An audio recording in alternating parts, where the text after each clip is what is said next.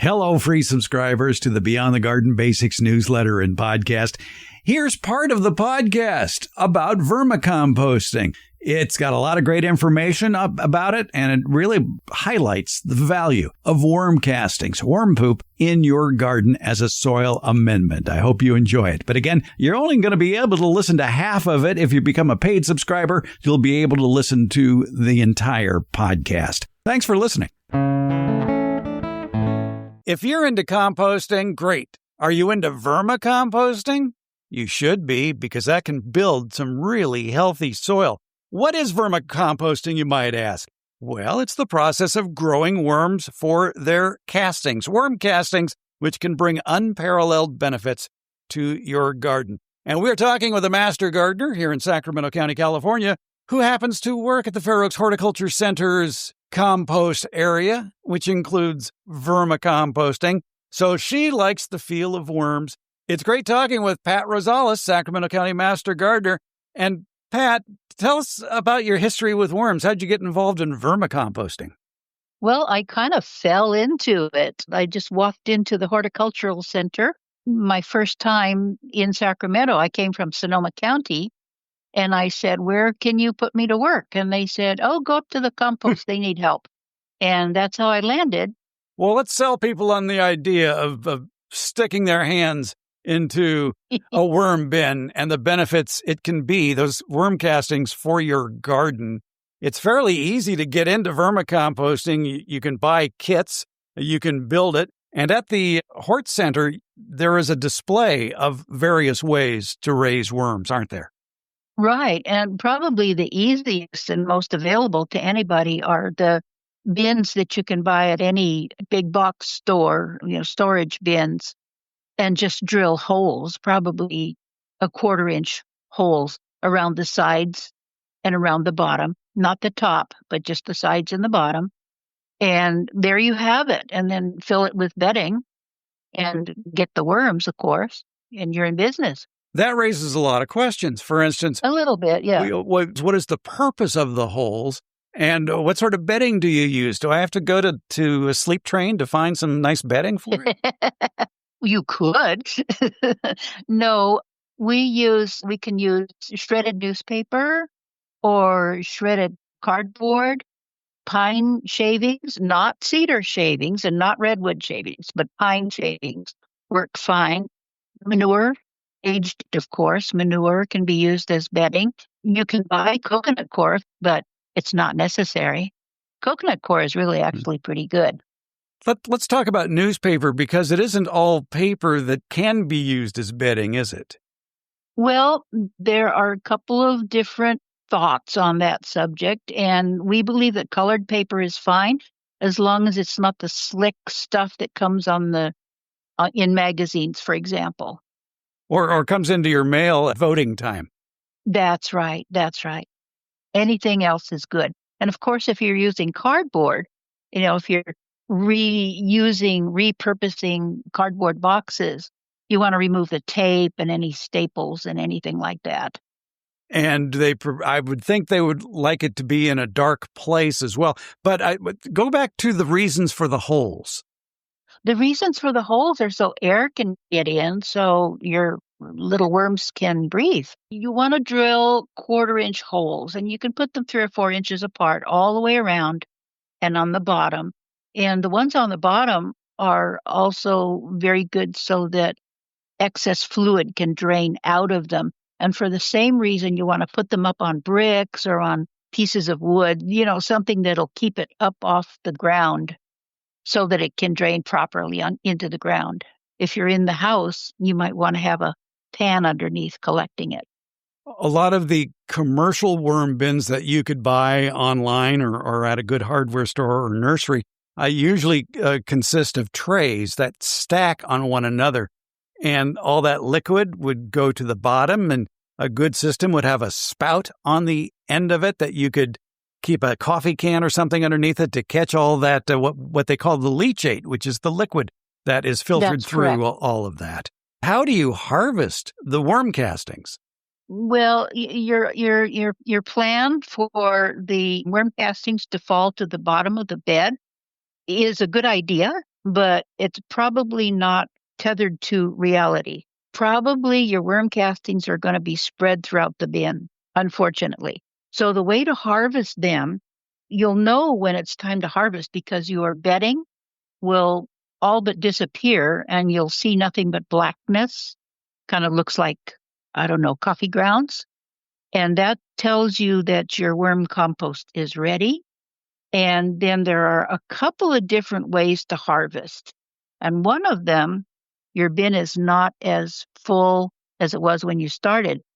And just push everything to one side, fill the space that you've created with new bedding, moisten it, put some food in there, and then cover that side up the same way as you covered up the worm, the entire worm bin.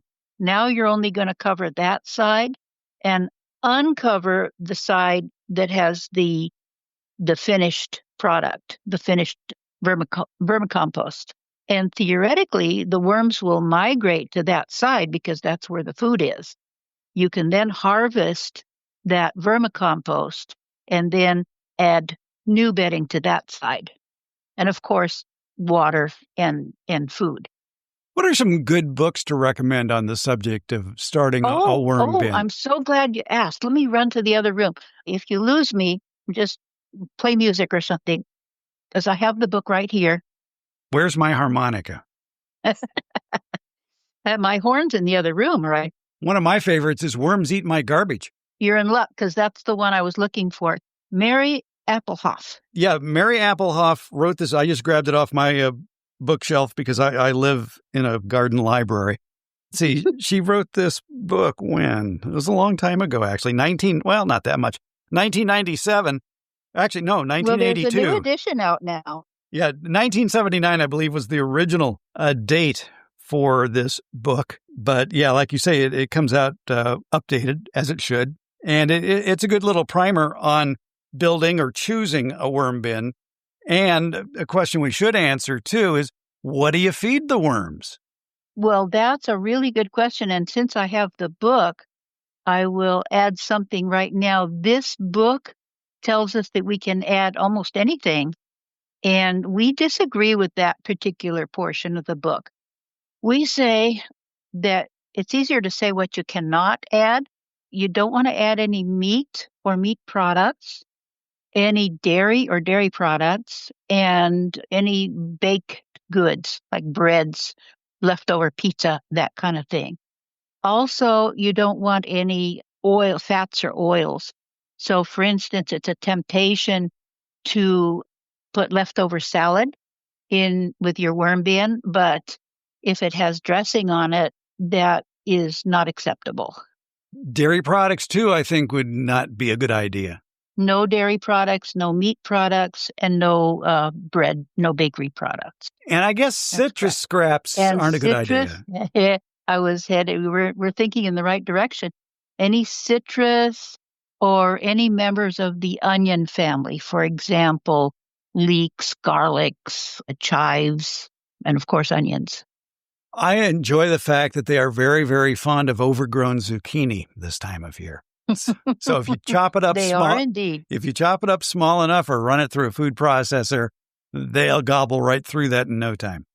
Yep. Mine love melon. Of course, it's a little late in the season now, but they'll just gobble up a melon or avocado. And you don't have to chop it up. You can put the avocado, half of an avocado in there whole, and they'll converge. It's like a family reunion. But I bet they don't eat the label. Probably not. I remove the labels. And sometimes I find the peel. But a couple of months ago, I took a half kabocha squash that had gone bad. I took it up to the worms and I just buried it and left it without chopping it up. And I came back, it was probably a week later with my husband, and I was going to show him what a good job they had done on the kabocha. And I said, all you'll find is the rind. Well, I didn't find the rind. It was gone. The whole thing was gone. I would think, too, if you're using tea bags, you take the staple out, and you wouldn't want to use plastic tea bags. That's correct. I take the staple and the string too, and the little label. I just take everything, just throw in the tea bag. You do not have to take the tea out of the bag. The bag is compostable. Now, here's one I didn't realize. Cal Recycle says don't add coffee filters. I did not know that either. Well, we learn something new every day here. Yeah. Which makes my job a little bit harder. Well, we don't drink coffee, or I don't drink coffee, so I was not aware of that. Anyway, the big things to avoid then are meat and oil and dairy and citrus. Yes. And I guess and you have citrus and onion. And you have to, from what I understand, you have to limit tomato products too. Yes. I had this question with another team member, and she does put tomatoes in hers, but I think if you put too much tomato, it might become too acidic for them. That's a possibility. Maybe too. It's a matter of quantity. Worm castings can do a lot of benefits for your soil, and it doesn't take that much. It's recommended that you can top dress with 1 to 3 inches of worm castings and just lightly incorporate it into the soil with a fork or a spade. And if you buy worm castings at a nursery and you buy it by the 1 cubic foot bag, which is fairly common, that'll cover about 12 square feet to 1 inch deep. So that's a good little gardener math thing to know. 1 cubic foot covers 12 square feet to 1 inch deep. So be it compost or worm castings, it's good to know. And again, you just want to lightly work it into the soil. Every time I take a crop out of one of my 8x4 raised beds, I will rework the soil by incorporating in an 8x4, a 32 square foot garden bed. I will incorporate 3 cubic foot bags of worm castings and 3 cubic foot bags of organic compost just to rehabilitate it, reinvigorate for whatever crop is coming up next. And so it doesn't take much. And you can do it with your potted plants too, can't you? Yes, you can just dig in a couple of tablespoonfuls, as a matter of fact, into your pots. And it doesn't smell. No, it never smells. That's the beauty of having worm bins, is they can be indoors. Yes, mine is indoors. It never smells. Sometimes what I put in will smell as I'm putting it in, but when I come back the next day, it doesn't smell anymore. Talk about the benefits of worm castings to soil structure. Oh, my goodness. Well, for starters, it's a living organism. It's teeming with beneficial microbes. It improves soil structure. It allows air and water to move through the soil. It stimulates and improves plant growth because of the good bacteria that exist in the worm castings that came from the gut of the worm. And it provides some protection against soil-borne diseases, and it contains enzymes that will repel certain pests, such as whitefly, aphid, and spider mites. The worms actually reduce nutrients in the plants that they consume to their most usable form, and we have found that the castings that they produce are higher in nutrients than any other animal manure, with the possible exception of bat guano. Yeah, bat guano is about 10% nitrogen, which is a little high in my regard. That's a lot of nitrogen, yeah. Yeah, but unless you're growing spinach or corn or something like that. There is some NPK, nitrogen, phosphorus, and potassium in worm castings. I think I saw a figure somewhere. It's about 3% of each. Yeah. The nice thing about worm castings is that they're like little time-release capsules. They're encased with some sort of a substance that holds them for a long, long time. So whereas if you put fertilizer directly on your plant, what the plant doesn't use immediately just gets wasted. But the worm castings stay in the soil and slowly release over a longer period. So you could actually have those nutrients available to your plants into the next planting season. And I know that UC Davis, for one, has done studies that have shown that the addition of worm castings can increase fruit and vegetable yields by 60 to 100% and has a positive impact on improving the quality of color, flavor, and size. I want to see that study. I want to show it to you. Okay. Going back to how you get the castings out, I kind of do it a little bit easier. I just dump the whole thing out on a big table, a big 6-foot long table, and go through it all. And I'll set up the new bedding in the worm bin. And then as I go through, I'll separate out the worm castings from the worms and put the worms back in the bin. And it's fun if you've got some 4 and 5-year-olds around who would be very willing to help you. As long as they don't eat them. Well, I would hope at that age that they would just pick up the worm and put it back in its home. Okay. Well, let me give you a way that you can dump them out, but make it a little bit easier on you. What if you dump them out and then separate them into mounds? So like if you made, let's say if you have a pretty big surface, if you put a dozen smaller mounds and just expose them to light and walk away for a few minutes and come back. If you take off that top layer, the worms will migrate to the lower extreme of each mound so that you can pick off the top layer and you won't find any worms, and just keep separating that.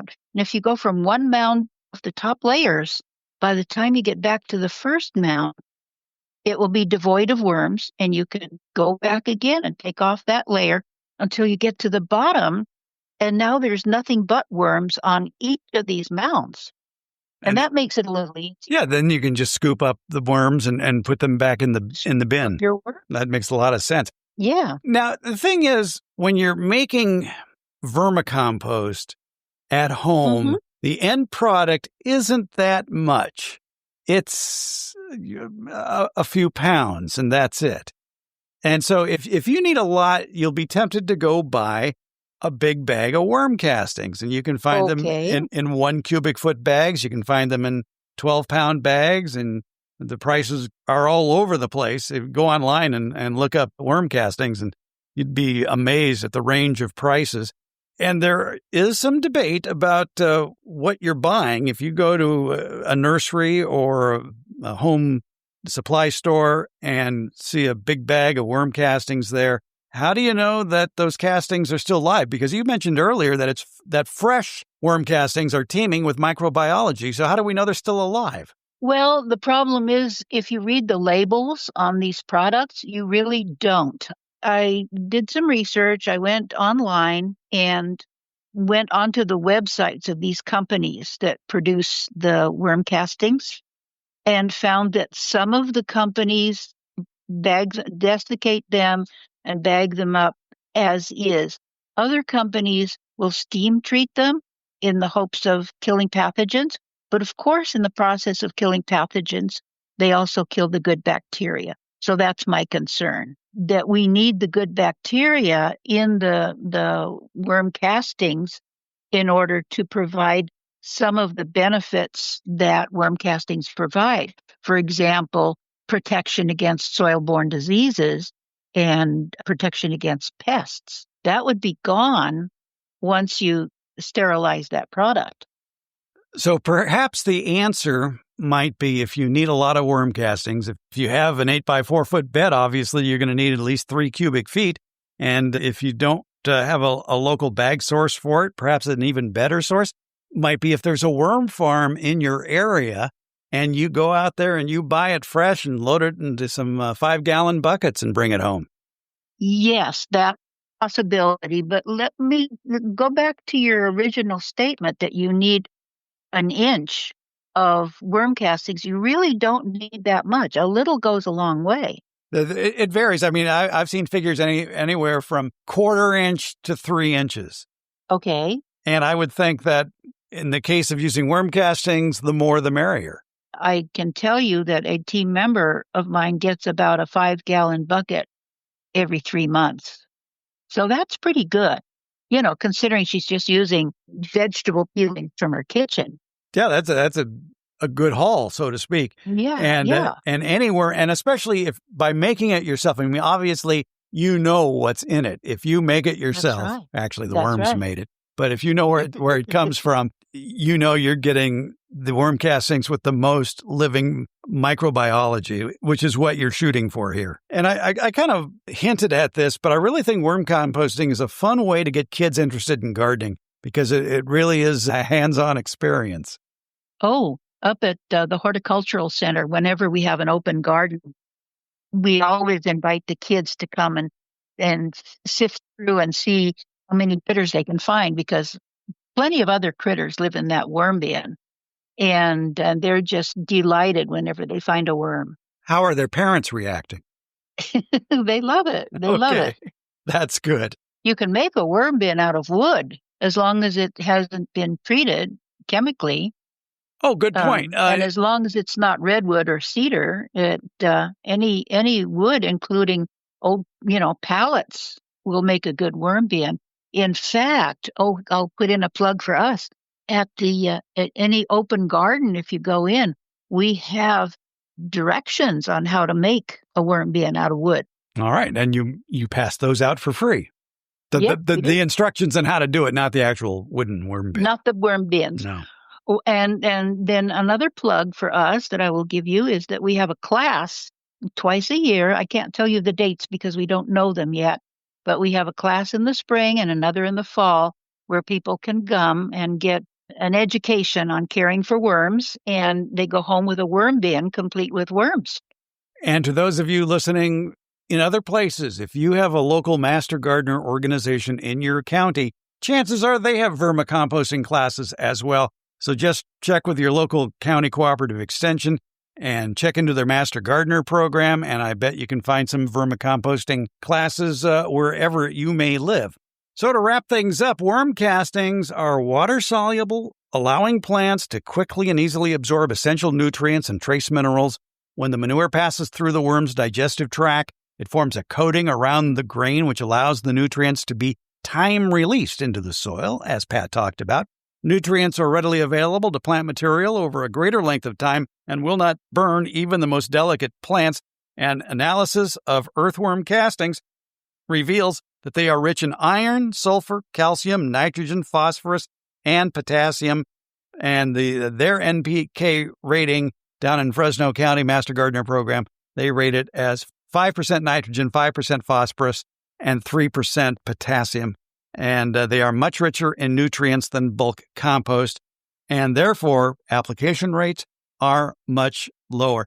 If you're still using at home synthetic chemical fertilizers, well, that's a one-shot wonder. The plant uses what is immediately available, and the rest leaches out into the soil beyond the plant's reach. And chemical fertilizers, according to the University of California, are the number one polluter of our waterways. So when you're using worm castings, you're working with the environment as well for a better tomorrow. Can I add to that? Sure. 30% of all landfill is organic material, which decomposes anaerobically, which produces methane, which is a greenhouse gas. So if you can convert your kitchen scraps, that'll reduce your carbon footprint in the long run. Pat Rosales is a Sacramento County Master Gardener. You can find her up by the worm bins at the Fair Oaks Horticulture Center on open garden days. Pat, thanks for all the good wormy information. Thank you. There was good information from Sacramento County Master Gardener Pat Rosales about starting your own worm bin operation that we just listened to be able to harvest those worm castings, also known as worm poop, because you would be controlling all the inputs to the system, especially what you are feeding the worms, as well as the availability for you to harvest the freshest, most nutritious worm castings available. That's going to give you some of the best garden soil around. But I go back to the question I briefly tackled with Pat. What about the viability of bagged worm castings that are available at garden centers and big box stores? How alive can that microbiology be of worm castings, having been stored in a bag and drying out, possibly, and probably sitting in a parking lot for who knows how long, suffering the indignities of 100-degree days in the summer or freezing nights in the winter? And why is there such a big difference in price in bagged worm castings, especially when none of the bagged products that I checked out at the local nursery had production dates or even a list of ingredients or even the processes used to bag those worm castings, especially if pasteurization is involved, which could kill both the bad and the good microbes available? Again, that's a great argument for DIY, grow it yourself when it comes to worm castings. Or at the very least, finding a worm farmer in your area selling fresh worm castings. The bagged worm castings that I saw available ranged in price from $15 for a 1 cubic foot bag that equates to about 38 pounds or 39 cents a pound to $25.50 for a 12-pound bag of worm castings, which breaks down to about 47 cents a pound. So is one better than the other? The lack of information on those bags can easily sway a gardener to shop based on price, not quality. And then there was a study about a decade ago in a peer-reviewed horticultural publication that came to the conclusion that indeed, bagged worm castings decline in quality after a few months. Well, a few years ago, we looked into that study. We had Debbie Flower, retired college horticultural professor, and soil expert and organic landscaper Steve Zion with us. And they varied in what they thought about that study. And so here is what they had to say then about bagged worm castings.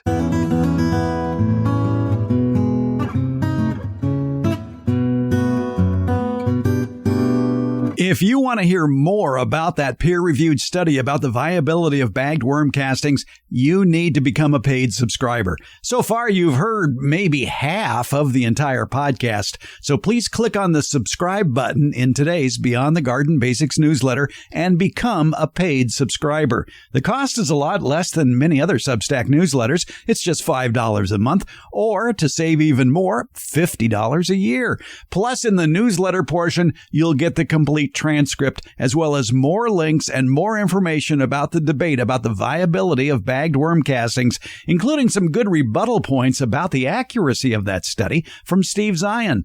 All that awaits paid subscribers to the Beyond the Garden Basics newsletter and podcast. Don't forget that paid subscribers also get access to the complete library of past newsletter editions, which now number more than 200. Plus, it lets me know that I'm doing something worthwhile here, that you find of value, maybe only occasionally, but still, it's some gardening tip that helps you out. The Beyond the Garden Basics podcast. It comes out twice a week on Mondays and Fridays. So thanks for becoming a paid subscriber. Just click on the subscribe link in the newsletter to keep the good research-based gardening information coming your way. And you'll get the rest of this podcast and the complete newsletter, too, including the transcription.